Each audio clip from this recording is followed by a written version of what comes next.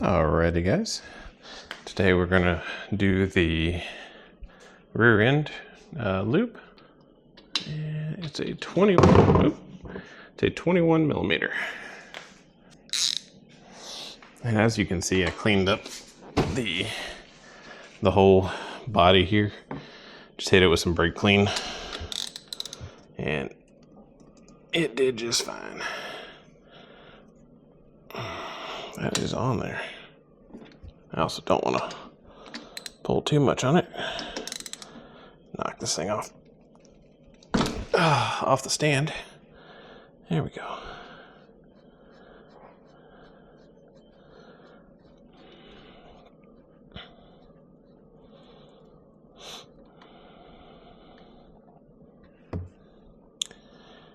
Well,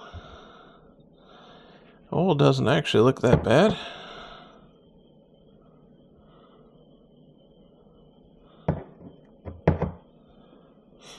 Doesn't smell great though. There's a little bit of some stuff on the tip of that bolt, and I don't know. Yeah, that is a magnetic tip, so a little bit of crap on there. Not honestly enough to be worried about. Let me clean this up real quick while that finishes draining. These primaries or final drives don't really take a whole lot of lube. So it's not really a big deal of how much stuff is on this, as long as it's not like, you don't see chunks of metal. Chunks of metal would be bad. Then that means that your whole gear is bad. And like I said in the previous episode, I was going to take this whole piece apart, but after doing some research on it and seeing what it sounds like when they are broken, this one definitely is just fine. So I'm getting also, while I'm out of the view of the camera right now, I'm getting the old crush washer off of it. Make sure that every time that you pull this bolt that you replace the crush washer. So if you look real close there, there's a crush washer on there. I believe it's actually two of them. And I gotta get them off so I can get a new one on there.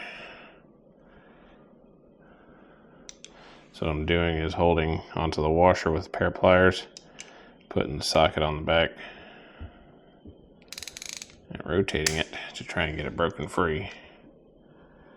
But it is being stubborn for sure.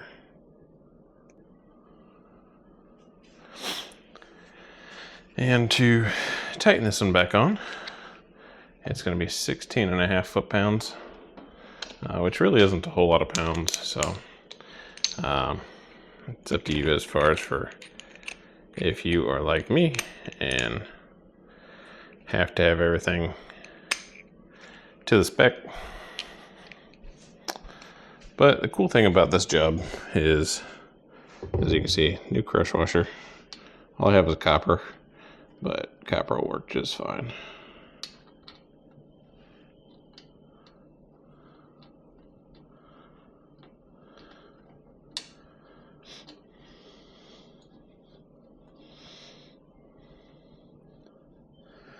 I think I was saying on there, you don't have to torque everything to factory specs if you don't want to. That's your bike, not mine. But on my bike, I like to torque things to factory specs.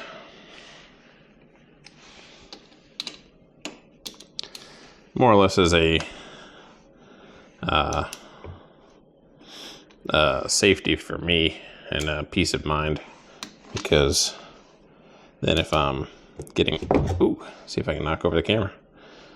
If I'm getting a leak or something like that, I can't say, oh, well, maybe I just didn't torque it down enough.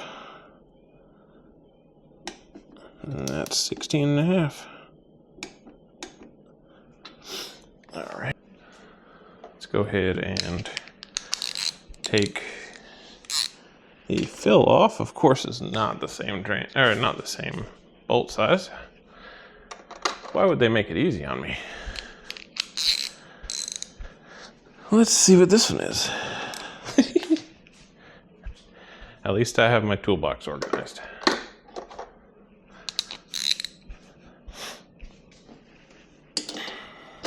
All right, this one is a 17.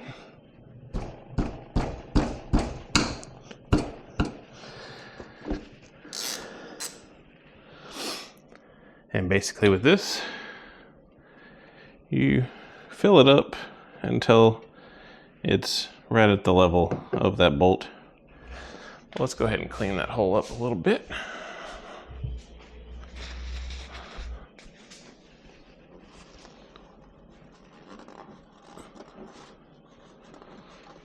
There we go.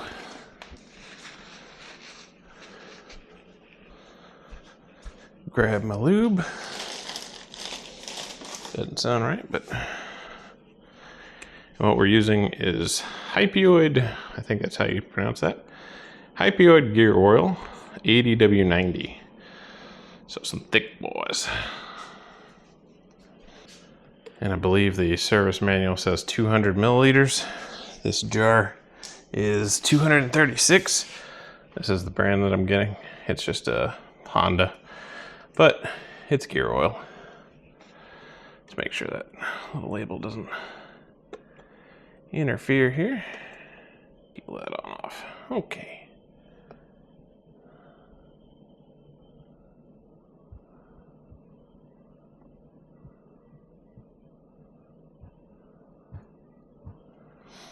Let's go ahead and get this all filled up here. And let me get a rag for that.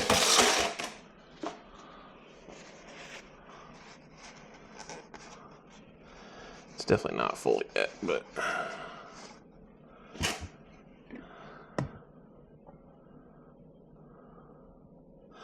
trying to not use a funnel here. And I think I'm causing more of an issue for myself than I need to. Yep, I am.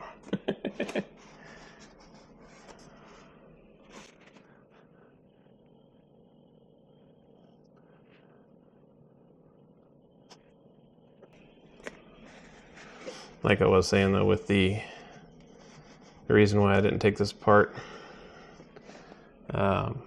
when I was looking up symptoms of a bad one, they clunk and clank and all kinds of stuff. And I definitely am not having any of that. This one is very quiet.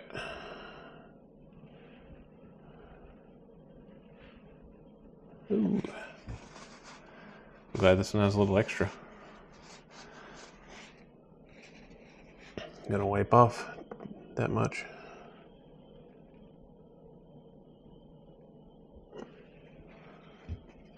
All right. Are you full? Let's grab my flashlight real quick. It's gonna be real close.